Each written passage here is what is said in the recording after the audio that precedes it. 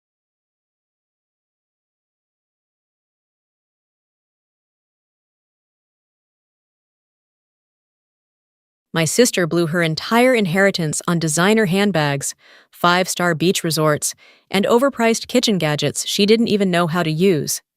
6 months after the will was read, she was broke. Again. And that's when she came for mine. I'm Cassia Wren. I'm 17, currently living with my Aunt Margaret, and still trying to keep my head above water after losing my dad. He passed away just a few months ago after a long battle with heart failure. His death changed everything. My sister Brielle disappeared when things got hard, and now she's back like nothing happened. Except she wants the one thing Dad left to secure my future. She didn't expect I'd fight back. She thought I'd be easy to manipulate. Just a grieving girl, too young to understand money or power. But what she forgot is, I've spent my whole life watching her play everyone like pawns. This time, I wasn't going to be one of them. It wasn't just about the money anymore. It was about control. It was about justice. And it was about finally saying no to a sister who'd never once done right by anyone but herself. You want to know what happened when Brielle tried to take what was mine? Good. Because I'm going to tell you everything. Growing up with Brielle was like sharing a house with a queen who ruled by silent decree and tantrum diplomacy. She was 5 years older than me, and from the moment I could walk, I knew my place. The understudy in her one-woman show. Every board game had to be the one she picked. Every movie night revolved around her favorites. And if things didn't go her way, she'd sulk, pout, and punish everyone with the kind of icy silence only she could weaponize. My parents tiptoed around her moods like walking on glass. I learned to do the same, but Aunt Margaret, she never played along. Aunt Margaret was Dad's younger sister, sharp-witted, unshakable, and immune to Brielle's charm.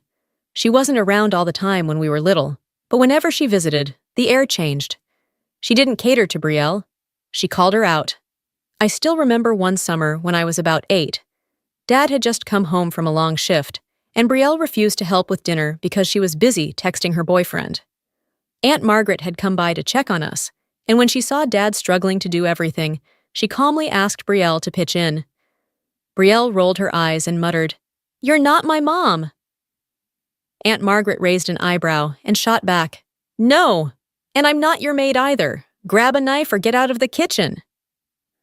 It was the first time I'd ever seen someone stand up to Brielle and not immediately apologize afterward. Brielle threw a fit, of course, slammed a cabinet, dropped a dish, but she chopped those vegetables. That's when the feud started. From that day on, Brielle treated Aunt Margaret like an enemy. She made snide comments behind her back, called her cold, controlling, jealous. But Aunt Margaret didn't care. She wasn't there to win Brielle's approval. She was there because she loved Dad, and eventually, she became the one person who made me feel seen. While Brielle was out living her main character life, new outfits, new boyfriends, constant drama, Aunt Margaret quietly showed up.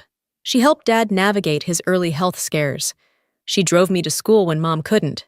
She taught me how to bake a pie, how to iron a shirt, how to speak up without yelling, things Brielle never had the patience or interest for. By the time I turned 16, the contrast between them was blinding. Brielle had long since moved out, married Jason, a man who was basically her in male form, arrogant, aloof, and allergic to responsibility. They'd show up for holidays only to leave early in a storm of self-pity and rolled eyes. And through it all, Aunt Margaret stayed, steady, unwavering, watching, waiting. At the time, I didn't realize how much that would matter. But I would, soon. My dad had always been a force of nature. Quiet, strong, the kind of man who fixed leaking sinks at midnight and woke up early just to make French toast on Saturdays. He worked long hours at the auto plant and still managed to help with my math homework or sit through yet another one of Brielle's endless big announcements. He was steady, he was dependable, and then he wasn't. It started with shortness of breath, then chest pain, then days when he couldn't even make it from the bedroom to the kitchen without leaning on a wall to catch his breath. At first, he brushed it off, said it was stress or maybe just getting older. But we all knew, especially Aunt Margaret. She'd seen it before. Heart failure ran in the family. Brielle, of course, was nowhere to be found. I called her, texted her, left voicemails. I told her what the doctors were saying, how they were scheduling a battery of tests, how Dad had fainted in the shower. Her responses were always the same. "We've got a lot going on," or "Jason's been really sick lately too." Jason, her husband, the man who made fun of my career dreams, who once scoffed at the idea of me going to med school and said, "Not everyone's cut out for science, sweetheart." And now, suddenly, he was the center of her universe.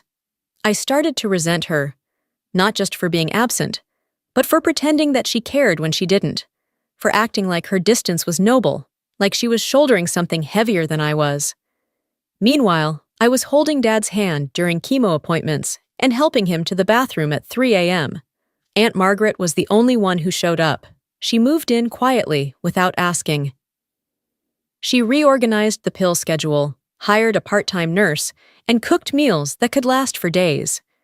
And when I couldn't hold in the tears anymore, she held me, no questions asked. One night, Dad collapsed in the hallway. I heard the thud from my room and ran out to find him on the floor, gasping, clutching his chest. I froze. For a moment the world stopped, and then I moved, called 911, screamed for Aunt Margaret, and tried to remember how to do CPR. She beat the ambulance there. The hospital stay was long, weeks, maybe the longest of my life. Aunt Margaret and I took turns sitting by his side, holding his hand, playing his favorite jazz records through a tiny speaker. We watched the man we loved fade in slow motion. And still, Brielle didn't come. When she finally returned my calls, it was to ask if we'd figured out what the prognosis really was, and to tell me Jason had a cold and couldn't be left alone. I didn't even answer. What was the point? Dad passed on a rainy Tuesday morning. He slipped away quietly while I was holding his hand, and Aunt Margaret whispered that it was okay to let go. The silence afterward was unbearable. I told Brielle the same day. She texted back 6 hours later, "Why didn't anyone tell me it was that serious?" I didn't reply, because I had. Over and over again. She just hadn't been listening.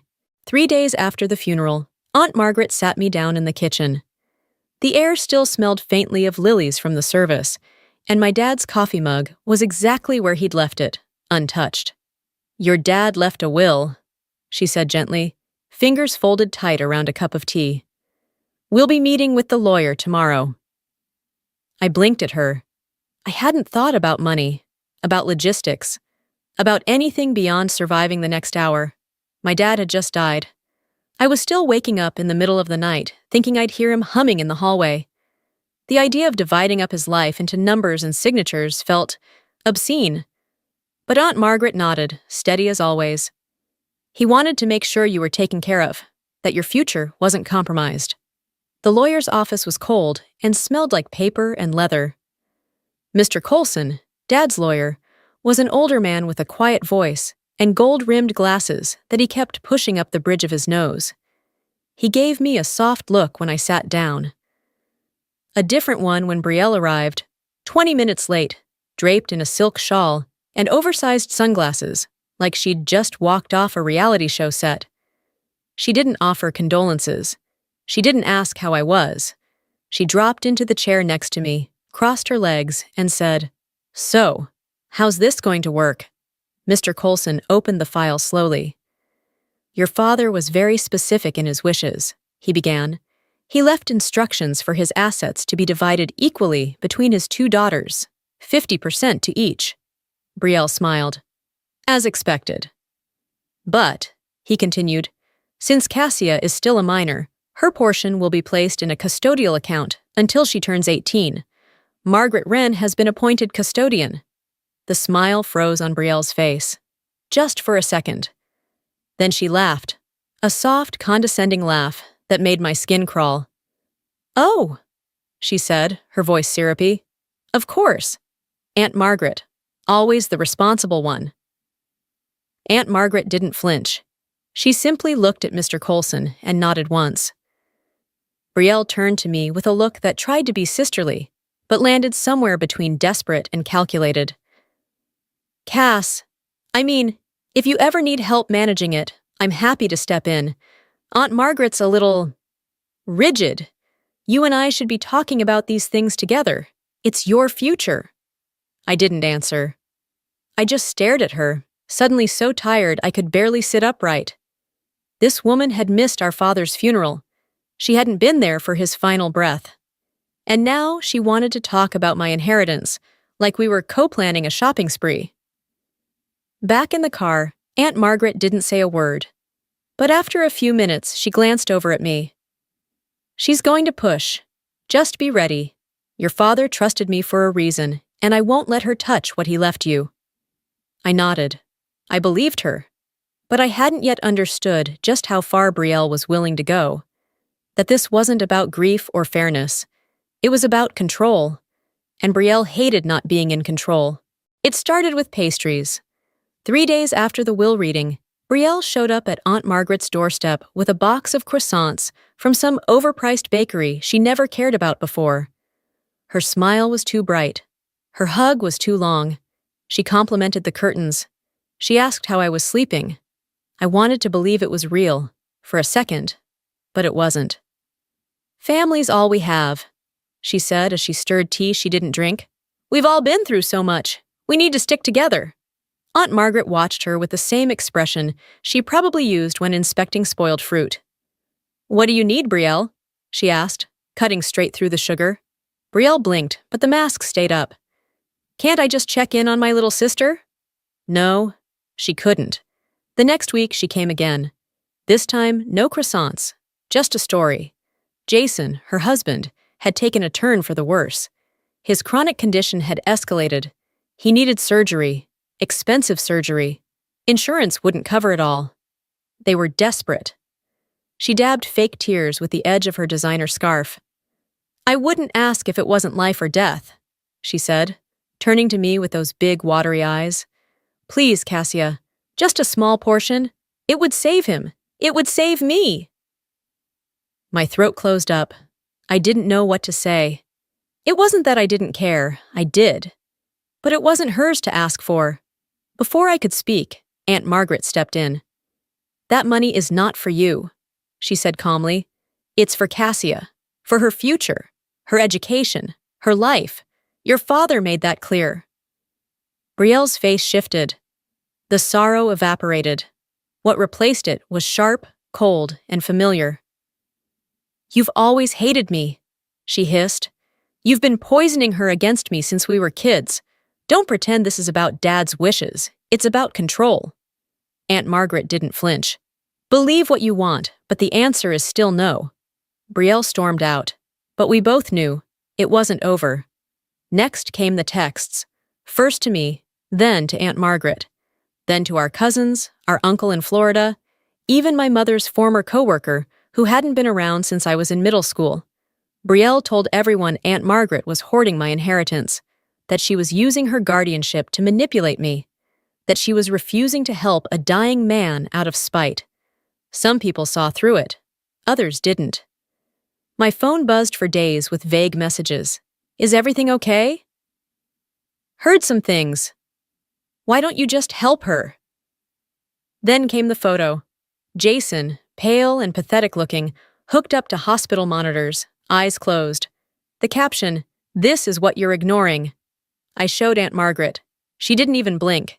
"She's manipulating you. She's desperate and dangerous." It would have been enough if it had stopped there. But Brielle didn't believe in lines. Not emotional, not legal, not moral. So one day, she crossed our lawn with a lawyer by her side. She wasn't just asking anymore. She was coming to take. Brielle walked into the courtroom like it was her red carpet moment. Tailored dress, glossy waves, and just enough sadness painted across her face to look respectable. Her lawyer stayed close, carrying a leather briefcase like it held a trophy. Jason followed behind, stiff and quiet. She didn't look at me, not once. Her petition accused Aunt Margaret of manipulating me, of isolating me from true family, and of mismanaging my inheritance.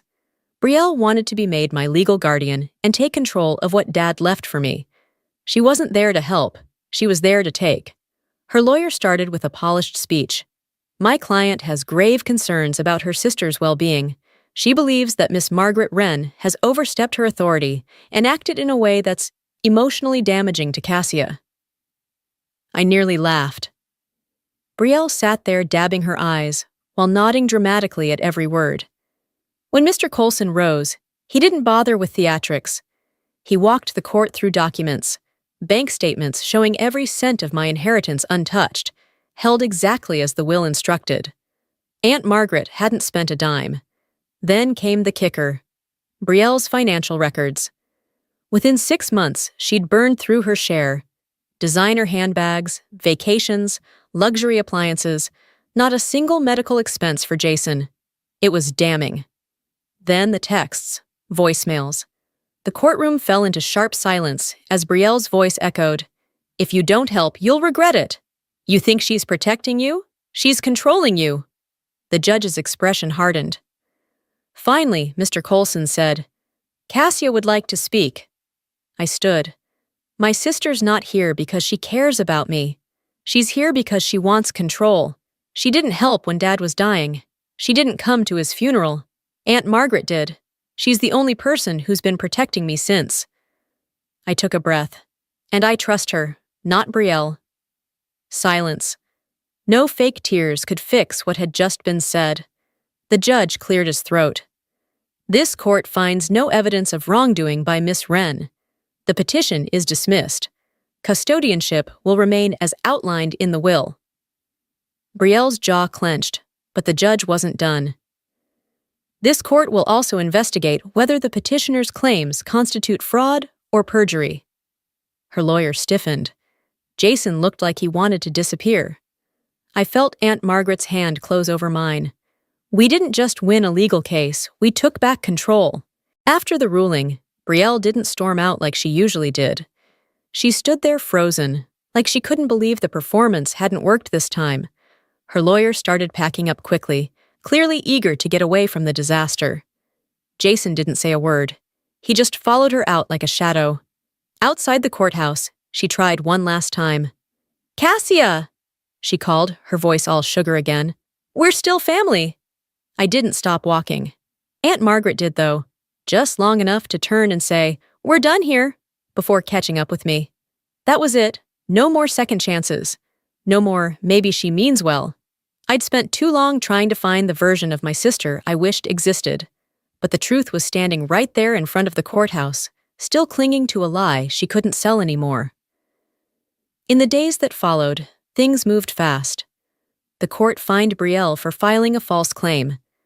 She was ordered to attend counseling for manipulative behavior, and a restraining order was issued. She wasn't allowed to contact me or Aunt Margaret for a year. Some of our extended family apologized. Others stayed quiet. I didn't care either way. I finally had peace. For the first time in months, I could focus on being 17. I applied for scholarships, started volunteering at the hospital, reorganized Dad's jazz collection, grieved in my own time, without having to defend myself at every turn. A few weeks later, I got the email I'd been waiting for. I'd been accepted into my top choice university, full ride, pre-med. I sat on the porch steps with Aunt Margaret when I told her. She didn't cry. She just smiled like she'd known all along I could do it. "I wish he could have seen this," I whispered. "He did," she said. "He believed in you more than anything." We sat in silence for a while. The good kind. The kind where no one has to fill the air just to be heard. Looking back, I know I lost more than a father that year. I lost my illusions about family, about loyalty, about what people are capable of when they're scared of losing control. But I also found something. I found my voice. I found the strength to say no. And I found the kind of love that isn't loud or showy, but steady, real, and willing to stand in the storm with you. People say family is everything. I used to believe that too. Now, I believe in something deeper. Family isn't just blood. It's who shows up when it counts. It's who holds your hand in court, in grief, in silence, and never asks for anything in return. I don't know if Brielle will ever change, but I do know this: she won't change me, not again.